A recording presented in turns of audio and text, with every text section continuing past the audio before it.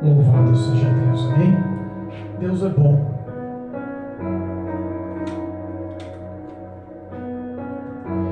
E até aqui tem cuidado de nós.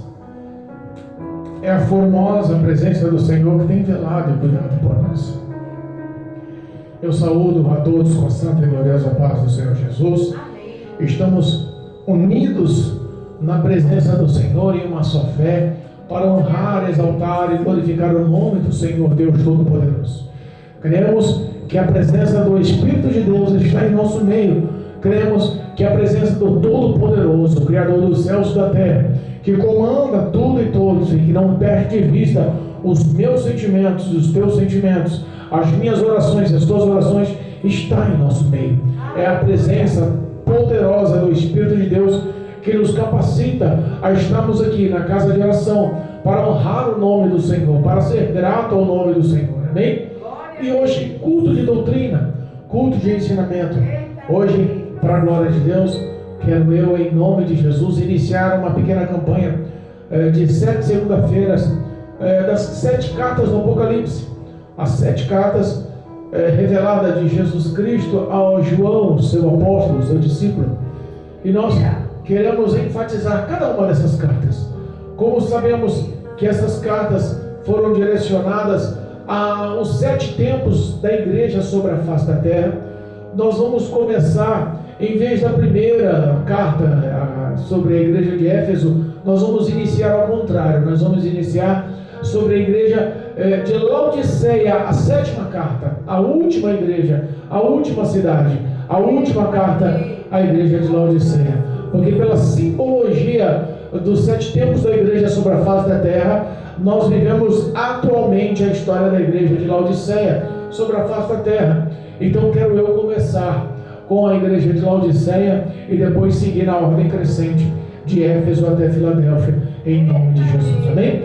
Recebe em nome de Jesus a graça do Senhor, para que você acompanhe-nos, para que você toda segunda-feira possa compartilhar, possa levar para o teu coração, para o teu lar, para a tua família a história, para levar os acertos, para levar as revelações futuras, para levar a revelação dada por Cristo ao nosso futuro, não só nessa terra, mas também na eternidade. Amém? Amém. Então quero eu, em nome de Jesus, dar início a essa campanha de 7 semanas com a igreja de Laodiceia, que se encontra em Apocalipse, capítulo 3, versículo 14, a 7ª carta à igreja de Laodiceia. Apocalipse, capítulo 3, versículo 14. Nós temos aqui uma simbologia, e eu fiz inclusive um rascunho. Eu não sou de pregar por esboço, mas eu faço questão de ler os 7 tempos da igreja, e eu peço em nome de Jesus que todos os cultos eu repita ela, para que não haja dúvida, para a glória de Deus, amém? Amém. E diz a palavra do Senhor, Apocalipse capítulo 3, versículo 14 em diante, 7ª carta à igreja de Laodiceia. E ao anjo da igreja que está em Laodiceia escreve: isso diz o Amém, a testemunha fiel e verdadeira, o princípio da criação de Deus. Eu sei as tuas obras, que nem és frio nem quente. Tomara foras frio ou quente. Assim, porque és morno e não és frio nem quente, vomitar-te-ei da minha boca. Como dizes, rico sou, e estou enriquecido, e de nada tenho falta, e não sabes que és um desgraçado, e miserável, e pobre, e cego, e nu.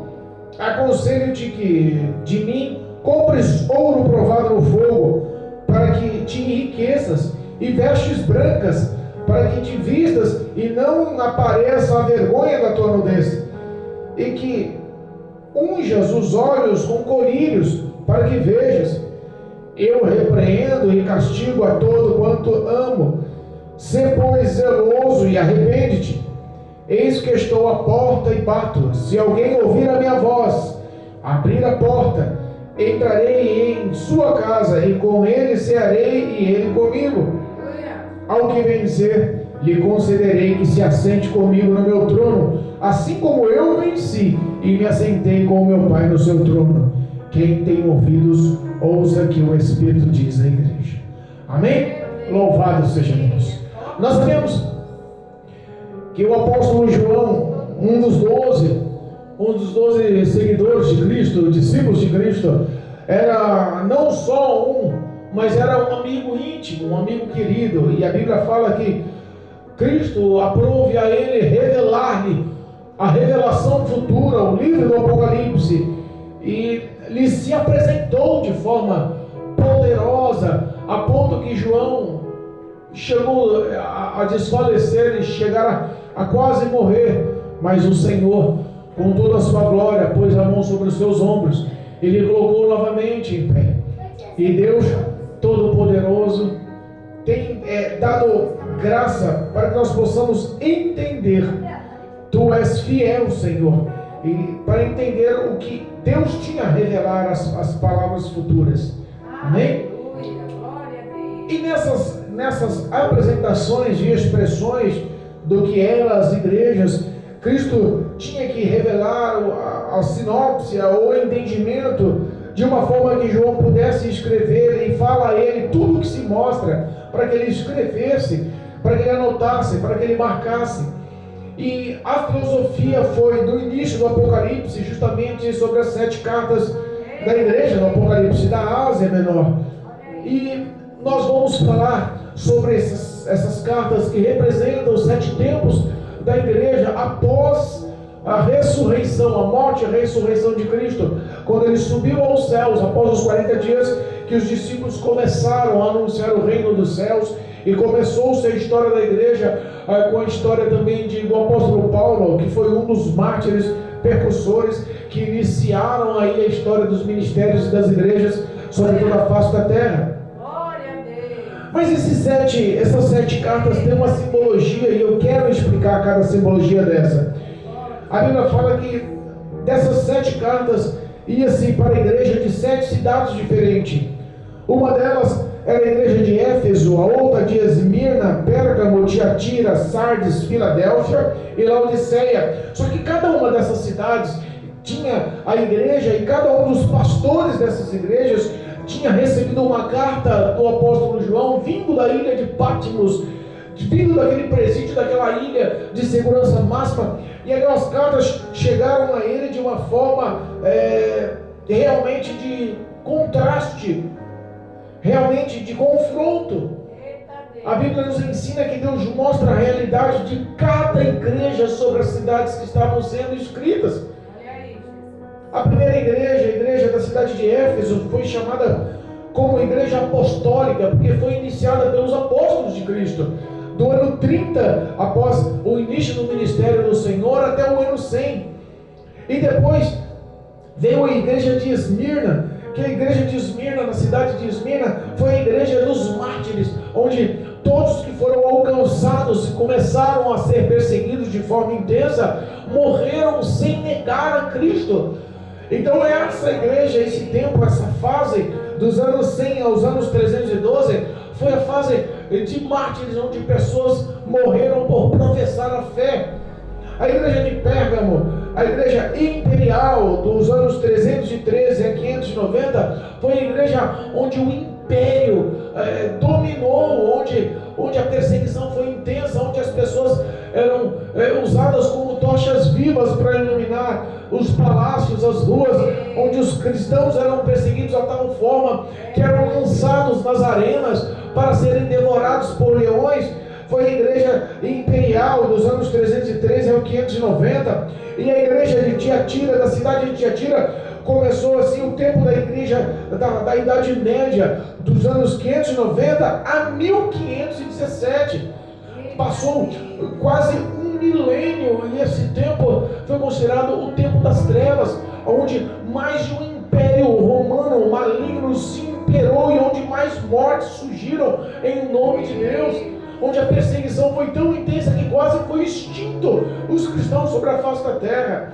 E depois veio a igreja de Sardes, da cidade de Sardes, direcionada essa carta ao pastor, que começou a surgir uma reforma, que começou a surgir os aconselhamentos, começou a surgir os arrependimentos, começou a surgir a suscitação do primeiro amor, e depois veio também a igreja de Filadélfia, que reanimou a chama do primeiro amor, reanimou a glória do Senhor, e foi intitulada como Igreja das Missões.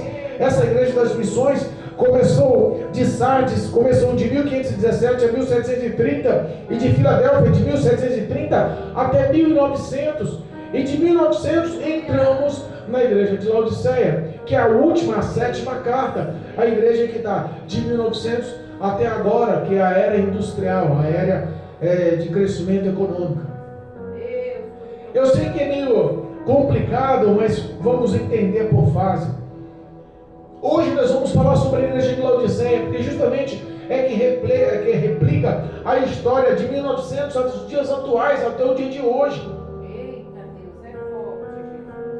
A Bíblia fala que o Senhor, o próprio Cristo, revelou essa carta para João, e João escreveu, estando aprisionado em uma caverna, ele escreveu, e o próprio Deus em espírito arrebatou, ele revelou o que estava ali acontecendo. E essa carta foi direcionada ao anjo da igreja, e ao anjo da igreja, ou ao pastor da igreja de Laodiceia, escreve. Isso diz o que é o amém, aquele que tem a palavra final, o que concorda, o Deus Todo-Poderoso, a testemunha fiel e verdadeira, o princípio da criação de Deus, o Senhor Jesus, o nosso Salvador, aquele que tinha dado o início e tem aperfeiçoado até os dias atuais, com a legalidade de graça sobre as nossas vidas, porque o tempo da lei se extinguiu com Cristo. E ele mostra uma carta poderosa das próprias mãos do Senhor para aquele pastor da igreja de Laodiceia. Mas repara aqui, o nosso Cristo, o nosso Deus, o nosso Senhor, ele é poderoso para falar com a igreja, mas mediante a estrutura do que é aquela cidade.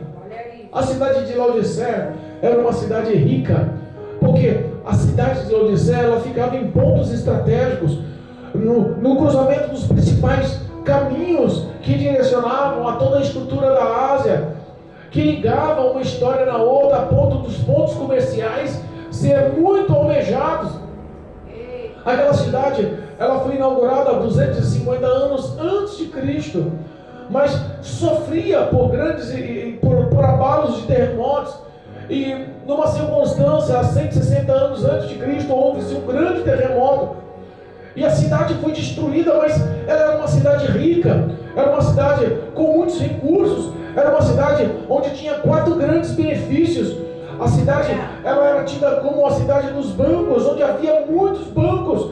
A instituição de moeda cunhada e a instituição de valores e dinheiros tinha por base bancária a cidade de Laodiceia. Era uma cidade rica, e por ser rica, ela nem precisou do apoio ou do investimento romano para erguer a cidade após o terremoto. Repara que a cidade de Laodiceia, ela tinha todas as suas regalias e nomes, porque tinha base em suas riquezas. Todo o investimento dos grandes homens milionários da época era tido nos bancos da cidade de Laodiceia. Ela era uma cidade com recursos financeiros, com ouro e com recursos financeiros.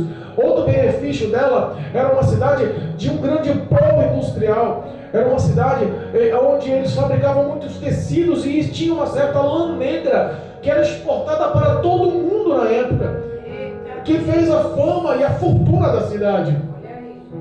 Outro grande ponto da cidade de Laodiceia era uma cidade onde eles tinham uma grande clínica ótica, um grande hospital, um tratamento para olhos naquela cidade.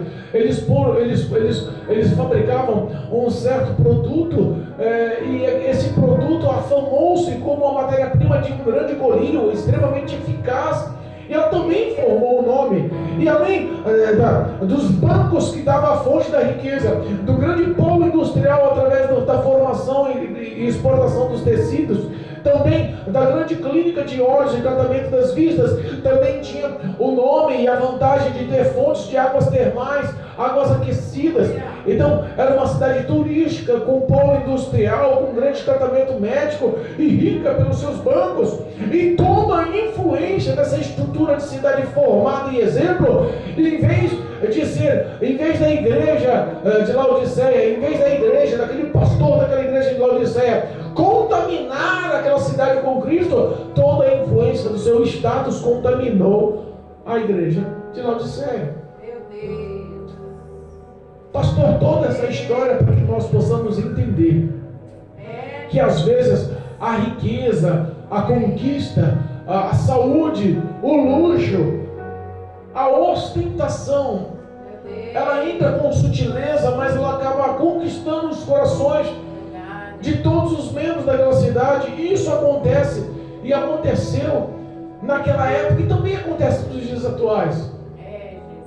Geralmente, quando a pessoa é envolta com muitas conquistas, é envolta com muito luxo, é envolta com muitos bens, é envolta com muita aclamação, com muito nome, com muita mídia, ela acaba sendo influenciada e se embaraçando no pecado com o mundo. Foi o que acontecera quando Cristo, o Todo-Poderoso, revela aquela carta a João, e essa carta é enviada ao pastor da igreja. Eu imagino o coração daquela igreja, o coração do pastor daquela igreja como ficou. A primeira frase no início daquelas cartas foi o próprio Cristo dizendo: eu conheço as tuas obras. O homem que é conhecido por Deus não é só no que ele faz, não é só no que ele se apresenta, não é só no que ele veste, não é só na casa que ele mora, não é só nas roupas que ele tem, não é só pelo carro que ele anda, não é só pela estrutura financeira dele. O homem conhecido por Deus é conhecido no íntimo do coração, no íntimo do ser, no íntimo dos teus sentimentos.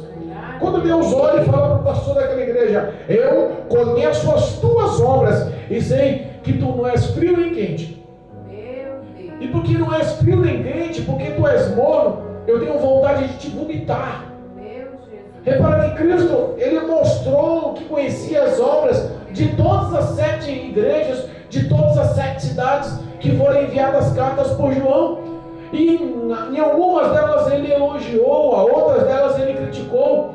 Mas a igreja de Laodiceia foi a única que não recebeu nenhum tipo de elogio, só críticas, só duras e pesadas críticas. Mas pastor, por que isso, pastor? Por que essa perseguição atual? Por que essa perseguição tão enfática sobre a história nossa atual? Porque se a igreja de Laodiceia representa a nossa história atualmente, é porque justamente o diabo não colocou nenhum tipo de peso sobre a vida daquela igreja. Pelo contrário, colocou o luxo e a ostentação, colocou a riqueza e o dinheiro, colocou a fama e as conquistas. E isso conquistou o coração. O dinheiro se tornou a principal riqueza, o dinheiro se tornou a principal ostentação, o principal senhor da vida deles. Mas pastor, isso está acontecendo nos dias atuais? Infelizmente está. Pessoas estão se embaraçando com o mundo, porque o mundo oferece bens que fazem brilhar os olhos. Se você parar para pensar, as outras igrejas tinham as suas dificuldades. Algumas eram tidas como igreja fria, porque tinha perdido o primeiro amor, mas Deus conhecia as boas obras deles, que estavam crescendo em números, e Deus elogia as boas obras. Outras eram tidas como igrejas pobres. Olha, eu sei que você se intitula pobre, mas para mim tu és rica. Outra tolerava o trono do próprio Satanás na igreja.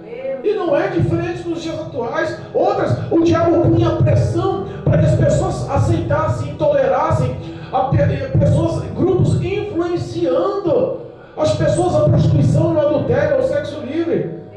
Mas em todas essas perseguições de todas essas igrejas, repara que em Laodiceia o diabo não impôs nada. Não tinha falso profeta, não tinha pessoas influenciando a prostituição, não tinha o trono de Satanás, não era uma igreja pobre, não tinha perdido a força do primeiro amor. Todos os tipos de perseguições que o diabo colocou sobre todas as outras igrejas, sobre as 6 igrejas, não colocou sobre a igreja de Laodiceia. Pelo contrário, colocou na igreja de Laodiceia o orgulho.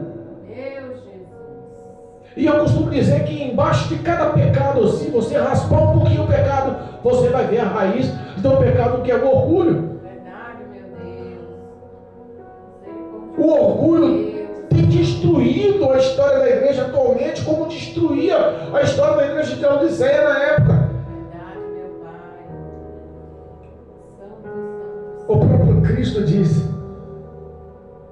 eis que, porque não és morno, porque és morno, não és frio nem quente, eu tenho vontade de te vomitar. vomitar-te-ei. E só vomita o que está dentro. Você não consegue vomitar o que já está fora. Quer dizer que existia esperança para aquela igreja. Existia esperança porque aquela igreja ainda estava no íntimo do Senhor. Ainda estava no centro do Senhor. O Senhor tinha dado a advertência, o confronto. Mas ao mesmo tempo, o Pai amava aquela igreja. Como ama a vida de muitos dos dias atuais. Deus conhece as lutas, as dificuldades, as lamúrias, mas conhece o coração também e sabe que nos dias atuais 99% das pessoas estão lutando para conquistar, para obter, para crescer, para comprar, para mostrar. Eu posso ter, você não tem. Olha o carro que eu tenho, você não tem. Olha a casa que eu comprei, você não tem. Olha a minha conta bancária como tem. Olha as viagens que eu faço, você não faz. Olha o que eu estou comendo, você não come. Olha o que eu visto, você não veste. O diabo, ele tem tentado colocar esse tipo de divisão de bens, que o principal Deus, o principal Senhor da vida do homem é o dinheiro. Repara que quando Jesus fala sobre dinheiro, ele intitula como Senhor da vida do homem, porque o dinheiro se torna um Senhor na vida do homem. O dinheiro está, o amor ao dinheiro está enfatizado a um demônio chamado Mamon, que dominou a mente e o coração. O desejo é normal, o desejo é voluntário de querer as conquistas e colocar os bens em primeiro lugar, e o Senhor Jesus não. Meu Deus, eita papai, é forte. Aquela igreja, ela tinha a obrigação de anunciar o Evangelho de Cristo, mas aquela igreja era rica. Naquela igreja congregava homens ricos. Naquela igreja congregava banqueiros ricos. Naquela igreja congregava gerentes de bancos ricos. Naquela igreja congregava os donos dos grandes polos industriais, das grandes fábricas de tecidos, das grandes exportadoras de lã negra, que fazia fama em todo mundo. Naquela igreja congregava os funcionários, os cientistas dos laboratórios da clínica de olhos. Naquela igreja congregava os grandes médicos, os conhecidos médicos das clínicas, daqueles hospitais. Naquela igreja congregava todos os grandes donos de águas termais, de poços termais. E a fama justamente veio sobre ser morno, não quente e frio, é porque toda a água da cidade vinha de aquedutos de cidades vizinhas, viajando por 10 ou 15 quilômetros de aquedutos, e chegava numa área, um ponto que ela chegava na cidade morna. Não tinha uma água fresca, potável, gostosa para se consumir. Tinha uma água morna, e a água morna, ao ser consumida, ela proporciona o vômito. Era isso que Deus queria dizer. O homem e a mulher espiritualmente morno, ele está em cima do muro. E é o que está acontecendo hoje. As pessoas estão em cima do muro. Hoje eu não vou para a igreja não, porque eu tenho uma série na televisão, eu não posso perder. Hoje eu não vou para a igreja não, porque o meu namorado vai me passar aqui para me pegar para nós ir para o shopping. Hoje eu não vou para a igreja não, porque eu marquei com o meu amigo de comer um churrasco. Parece que os prazeres e os lazeres se tornaram em primeiro lugar. Às vezes as pessoas acham que o Senhor Jesus é tolerante com tanta coisa, mas a Bíblia nos ensina que os céus é conquistado à força, e que nesse mundo teríamos aflição e não luxo, nem luxúria e nem prazeres. A Bíblia nos ensina que nós não temos que se preocupar com o que vestir, com o que comer, com o que vencer sobre a vida, com o acúmulo de bens dessa vida. Não acumular tesouros sobre a face da terra, não acumular bens sobre a face da terra, mas pelo contrário, acumule tesouros nos céus. Eu fico imaginando que cada conquista que o homem luta a vida inteira para ter. O homem passa a vida inteira estudando, a vida inteira trabalhando, a vida inteira evoluindo, a vida inteira com sonhos e desejos e propósitos de comprar, de conquistar, de evoluir, de engrandecer. E aí chega uma certa idade, ele está fragilizado, a saúde está destruída, o homem já não conquistou tanta coisa e começa a desfazer dos bens para tratar da saúde que perdeu. Meu Deus, é verdade. Não há recompensa. Quantas pessoas estão perdendo o trato com os filhos, quantas pessoas estão destruindo casamentos, quantas pessoas estão perdendo o amor da família, porque só pensam em trabalho, só pensam em conquistar. Meu Deus, é verdade. Quantas traições e adultérios estão acontecendo para aquele homem que só pensa em comprar, para aquela mulher que só pensa em adquirir. Meu Deus. A mulher trai o marido porque o marido trabalha demais. O marido trai a mulher porque a mulher não se cuida mais em casa, está olhando as mulheres lá fora. Meu Deus. Tudo tem uma base só: a conquista, o dinheiro, os bens, o que pode e como pode se apresentar ao próximo. O homem ser aprovado pelo próximo continua sendo a maior meta e não ser aprovado por Deus. É por isso que Deus olha e fala: porque vós estáis morno e não estáis frio nem quente. Porque se você estiver frio é porque está no pecado e Cristo veio buscar e salvar todo pecador ao arrependimento. Todo, você está frio, tem esperança de você ser resgatado. Se você está quente, é porque está na presença do Senhor, vivendo em santidade, vivendo uma vida de adoração, vivendo uma vida de oração, vivendo uma vida de relacionamento com o Senhor. Mas se você está morno, é a pior estágio, porque o morno não aceita repreensão. Meu Deus. O morno não aceita repreensão. A pessoa morna, ela olha para si e se julga apta. A pessoa morna, ela olha para si e não encontra defeitos nela. A pessoa morna espiritualmente, ela olha para si e não encontra nenhuma falha para ela. Ela está bem, está sendo aprovada por Deus. E era o que aqueles homens e aquele povo daquela cidade e daquela igreja diziam: eis que estou rico e enriquecido estou, e de nada tenho falta. Eu fico imaginando quantas pessoas lutam e trabalham e batalham tanto e não conseguem curtir ou usufruir aquilo que ajuntaram. Deixa para os filhos, deixa para a geração posterior, e a geração posterior nunca dá valor.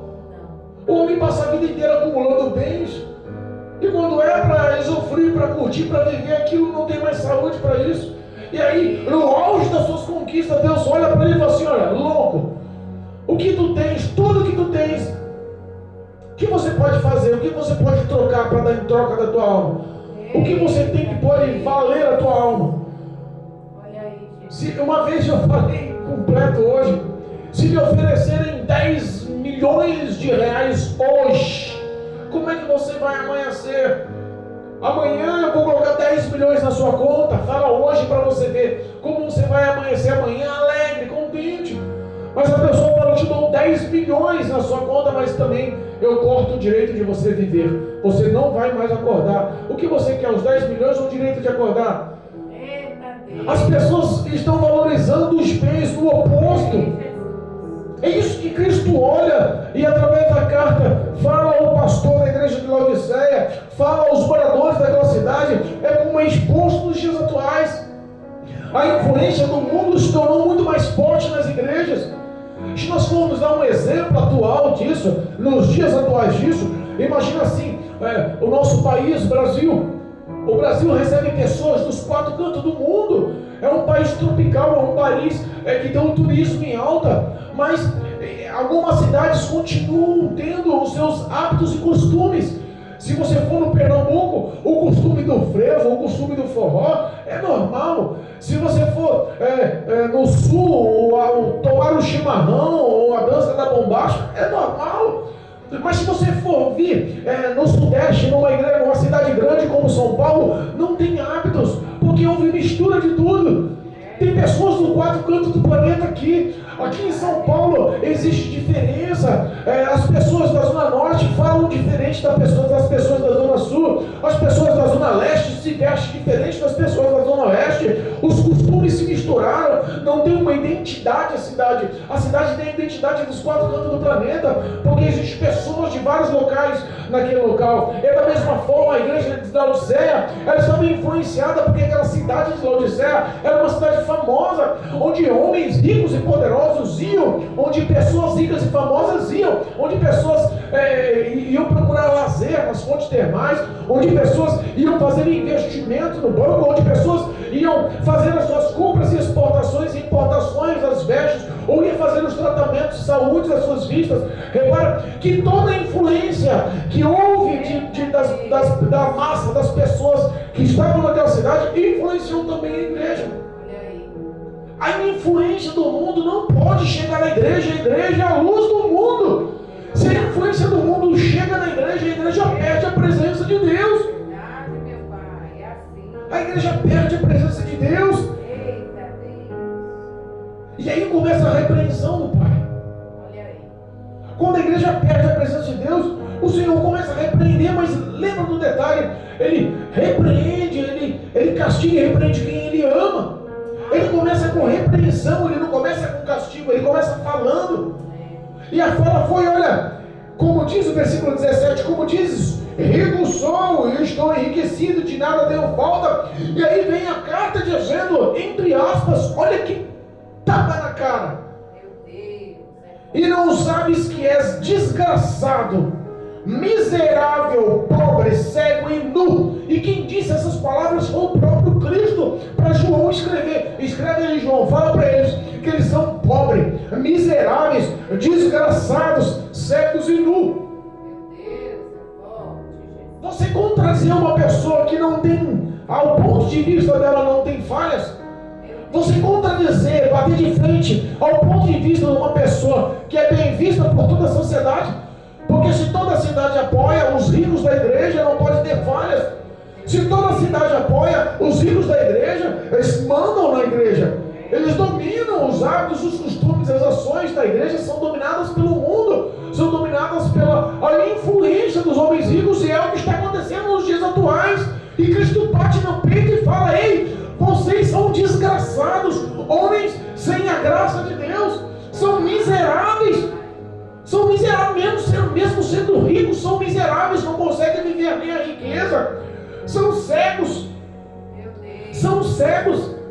não conseguem enxergar a glória de Deus, estão ricos, mas pobres e nus, por mais que possa influenciar todos os seus hábitos de compras e se mostrar como homem influente, com suas roupas aos olhos do Senhor estão nus, porque as suas vestes estão sujas, espiritualmente estão sujas, cego espiritualmente, pobre espiritualmente, miserável espiritualmente, desgraçado espiritualmente e nu espiritualmente. Olha aí, Jesus. E aí vem o conselho de Deus e o detalhe, Deus aconselha. Olha, eu fico impressionado que um Deus tão grande, tão poderoso, um Deus todo poderoso, onipotente, onipresente, onisciente, nós não estamos falando de uma pessoa qualquer, nós estamos falando de uma pessoa que dá ordem às estrelas, nós estamos falando de uma pessoa que o Senhor Jesus, se chegar perto do sol, o sol soa, nós estamos falando de uma pessoa que dá ordem ao vento e o vento para, que dá ordem às águas do mar e as águas do mar se acalmam, que dá ordem a demônios, e os demônios são sujeitos a obedecer, mas ele chega para esses homens ricos e em vez de dar ordem, ele aconselha. Ele aconselha, porque as pessoas serão julgadas pelo tanto que ama. É por isso que ele respeita o livre-arbítrio, e nessas pessoas miseráveis, pobres, cegas, desgraçadas, não há amor. É por isso que ele aconselha, porque ele continua amando. Ele podia dar ordem e essas pessoas se sujeitarem. Nos dias atuais, Deus tem poder de dar ordem a toda a população atual, e você, a partir de agora vocês vão me servir, e com o estralar de dedos tudo acontecerá. Mas Deus respeita o livre-arbítrio. Ele quer um povo que segue o conselho dele por amor, que quer andar nos caminhos dele por amor, que quer andar na verdade dele por amor, que quer eleger o Senhor Jesus como Senhor e Rei da sua vida por amor. Não é nada forçado, é por isso que há um conselho. Olha, eis que eu lhe aconselho a comprar de mim ouro provado no fogo. As pessoas que não têm provação de vida, as pessoas que não têm nenhum tipo de problemas, que vivem em bonança constante, riqueza constante, repara que são pessoas pobres espiritualmente. Qualquer vento espiritual abala. Esses grandes milionários vivem uma vida íntima na sua família de desgraça, de percas, de desilusões. Pessoas que têm muito dinheiro, pode ter certeza que a maioria delas são infelizes. Então assim, olha, compra de mim ouro provado no fogo, porque quando eu provo e vocês são aprovados, existe um revestimento espiritual. Quando eu provo sobre a vida de vocês. A vitória é certa se andar na obediência. Glória a Deus. E ele aconselha mais uma vez, olha, eu aconselho que compre vestes brancas para não mostrar a sua vergonha. Olha aí. Jesus fala sobre ser provado como ouro no fogo para que seja rico, porque a riqueza que eles tinham ali, o ladrão podia roubar. A destruição, a corrupção, tudo nesse mundo podia levar, mas no céu não. A riqueza dos céus ninguém rouba, o homem não mina, o ferrugem não destrói, a riqueza é eterna. Ele está falando aqui, eu aconselho que compre roupas brancas minhas, porque as suas roupas de marca, as suas roupas com eloquência que todos querem cobiçadas, as suas roupas exportadas, a sua influência no mundo, para mim, são vestes sujas. Verdade, meu Deus. São vestes sujas. Porque geralmente quem está nesses grandes níveis de exportação sempre tem o ato do erro, do suborno, do ganho ilícito, das coisas fraudulentas. É verdade. Deus está falando, aconselha-te de mim, leve uma vida santa, compra roupas limpas, leve uma vida santa, compra vestes brancas, leve uma vida santa, ande na verdade, na justiça, na sinceridade, com integridade. Glória a Deus. Compre uma roupa branca para que você viva na minha presença. É para que não mostre a sua nudez, é para o homem vestido e aos olhos do Senhor sendo vistos como nus, Meu Deus. mostrando a sua vergonha. Olha aí. Lembra que quando Adão pecou com sua esposa Eva, primeira coisa que ele fez, ele correu atrás de um arbusto e se tampou com folhas, e quando Deus o chamou, ele falou, Senhor, eu estou aqui escondido porque eu estou com vergonha do Senhor. Olha aí. Vergonha do que, Adão? Da minha nudez. A quem falou que você está nu, Adão? Por acaso comeu da árvore que eu te proibi? O pecado faz o homem ficar nu, faz o homem sentir vergonha. Era isso que Deus estava enfatizando. Compre vestes brancas para que você viva na verdade, ande na verdade e seja aprovado por mim e não pelo que os outros acham de você. Eu aconselho que pingue colírios dos céus nos seus olhos, para que a visão espiritual de vocês abra, para que vocês vivam a verdade do Evangelho, o amor do Evangelho, a inocência, a pureza do Evangelho.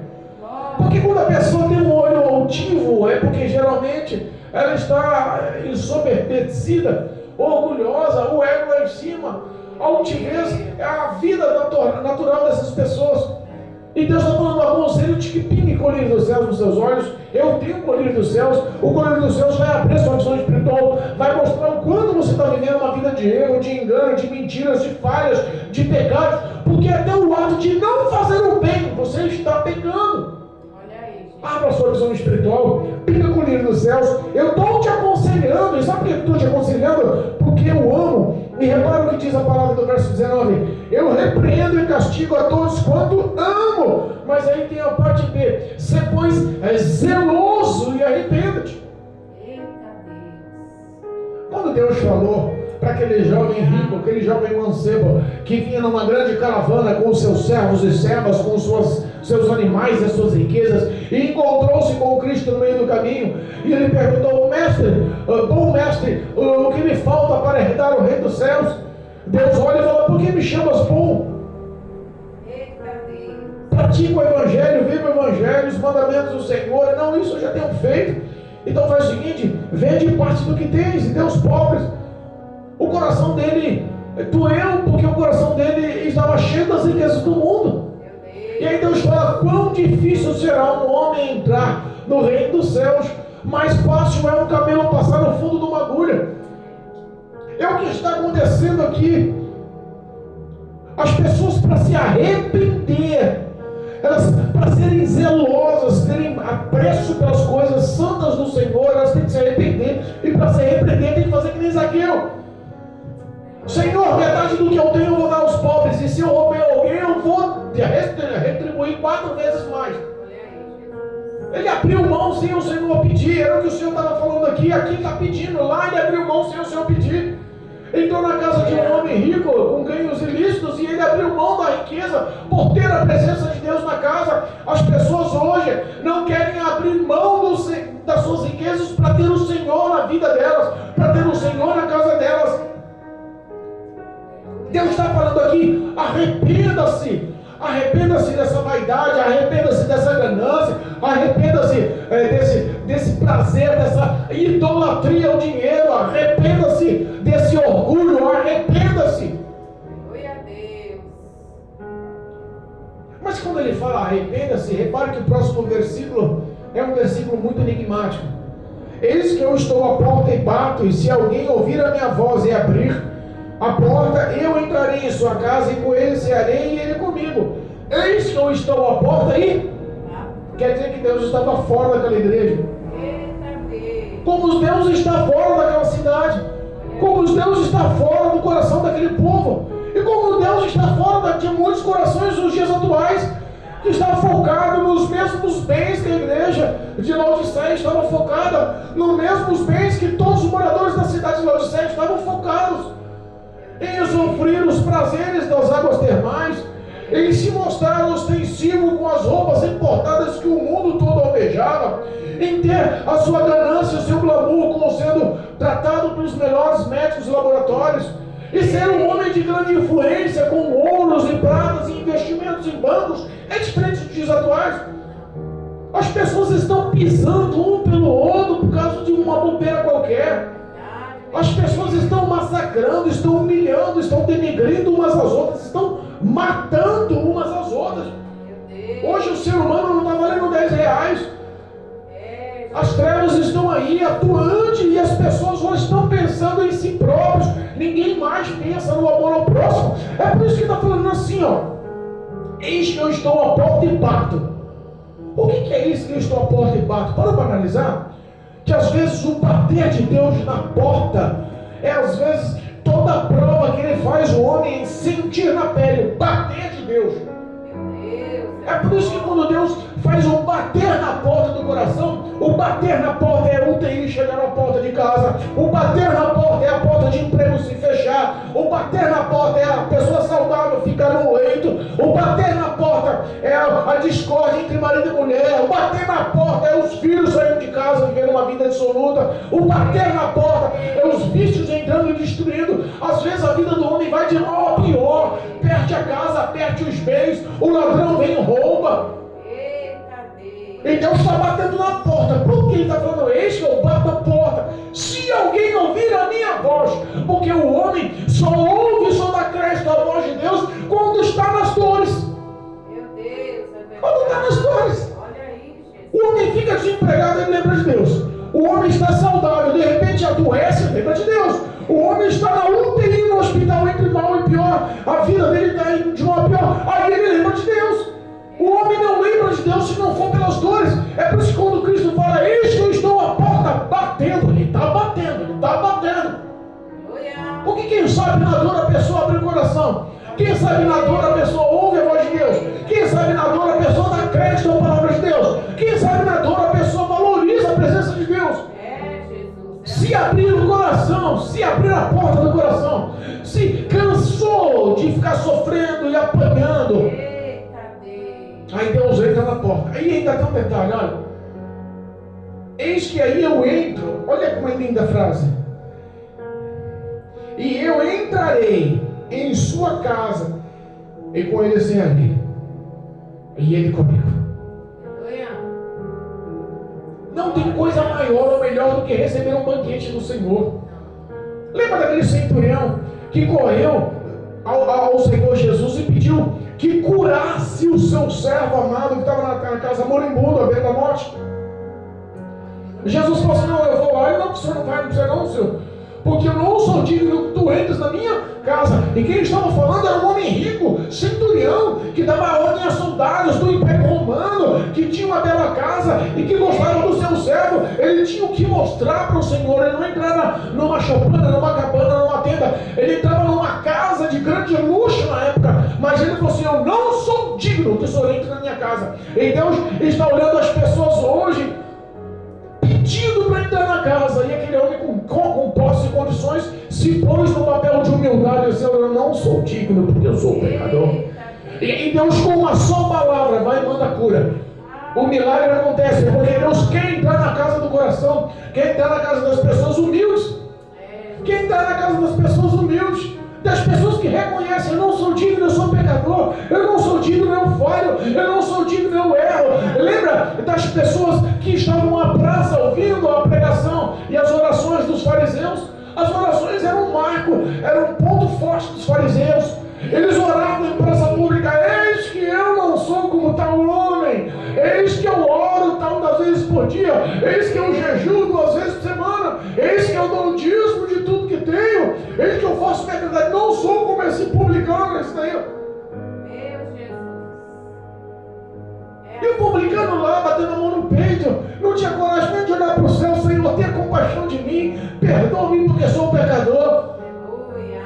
É o que Cristo está falando aqui: abra o coração. Eis que eu estou à porta e bato. Abra o coração. Eu quero entrar na tua casa, eu quero entrar no teu lar, eu quero entrar na tua família, eu quero entrar nas suas dependências, eu quero mudar a tua história. Vocês estão necessitando de ceiar uma palavra, e palavra viva, que é o pão da vida, a água que emana do trono de Deus. Aleluia, meu Deus. Oh, Deus. O próprio Senhor quer ceiar comigo e com você. O próprio Senhor quer ser o meu Deus. E não tem privilégio melhor do que o homem ter a presença de Deus no coração, e na casa, e na vida, e na história. Eu cearei com Ele e Ele comigo. Glória a Deus. As promessas nos enchem de força. Versículo 21. Ao que vencer, lhe considerei que se assente comigo no trono de meu Pai. Ao que vencer, lhe concederei que se assente comigo no meu trono, assim como eu venci e me assentei com o meu Pai no seu trono. Eita, Deus fiel. Eu creio, meu Deus. A nossa maior, como eu posso expressar, a nossa maior vitória, a nossa maior alegria, a nossa maior conquista, a nossa maior galardão, a nossa maior recompensa nos céus é a presença e a pessoa de Jesus. A nossa maior recompensa nos céus é a presença de Jesus. Às vezes as pessoas perguntam: por que você quer ir para o céu? Ah, porque eu não quero ir para o inferno. Você quer morar no céu por quê? Ah, não sei não, o inferno vai ser doído, difícil, o negócio é bravo lá, não estou afim de ir para o inferno não, prefiro ir para o céu. No céu vai ter rua de ouro, no céu as calçadas vão ser de cristal, diz que vai ter um rio de água cristalina lá, vai ter árvores frutíferas que vai dar alimentos para as nações por o ano todo, não vai haver dor, não vai haver morte, lágrimas, choro, não vai haver nada. Quer saber uma coisa? Eu quero ir para o céu. Aí responda para mim: e se Jesus e o próprio Deus não estivessem no céu? Você queria estar no céu? Porque a nossa maior recompensa é se sentarmos no trono do Senhor, lado a lado, juntinho com Cristo, aprendendo a conhecer o amor do Senhor, a glória do Senhor, aprendendo a ser grato ao Senhor, aprendendo com o Senhor, porque nós somos um ponto de exaltação e glória e de satisfação, de prazer ao coração de Deus. Nós somos o auge da conquista da glória do Senhor. Ele nos fez para o adorá-lo, Ele nos fez para glorificar o nome do Senhor pela eternidade. Não foi só para viver nos céus, mas foi para estar do lado do Senhor nos céus. E aí vem a pergunta: quem tem ouvido, ouça o que o Espírito diz à igreja. O que o Espírito Santo fez você refletir aí essa noite? O que o Espírito Santo está fazendo você refletir aí agora na sua casa? O que o Espírito Santo te trouxe as memórias? Quais são os seus erros, suas frustrações, seus pecados? O que está no íntimo do teu coração? No que você tem que ser zeloso e se arrepender? O que o Espírito Santo está fazendo você pensar aí? Porque Deus está falando que é o que vencer.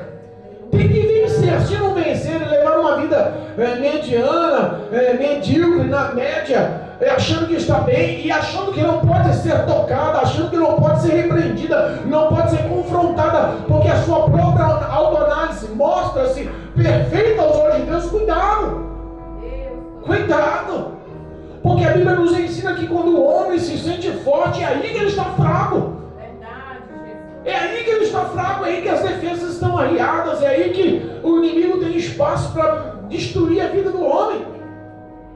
Cuidado!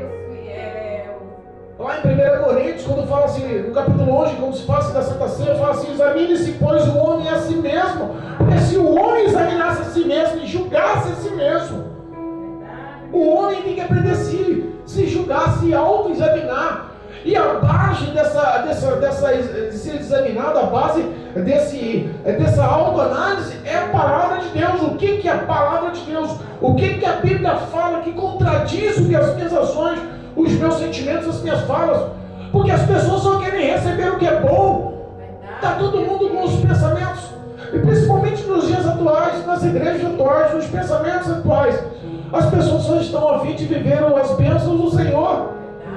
E o Espírito Santo está falando: o que veio à tua memória? Algo que vencer.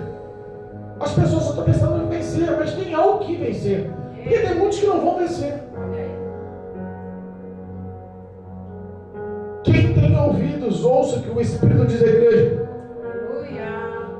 Quem tem ouvidos, ouça o que o Espírito diz à igreja. Quem tem ouvidos, ouça o que o Espírito diz para você. A salvação é individual. O marido não vai poder levar a esposa junto. A esposa não vai poder levar os filhos juntos. O Espírito Santo está falando para você: até quando vai ficar nessa? O acerto de contas está chegando.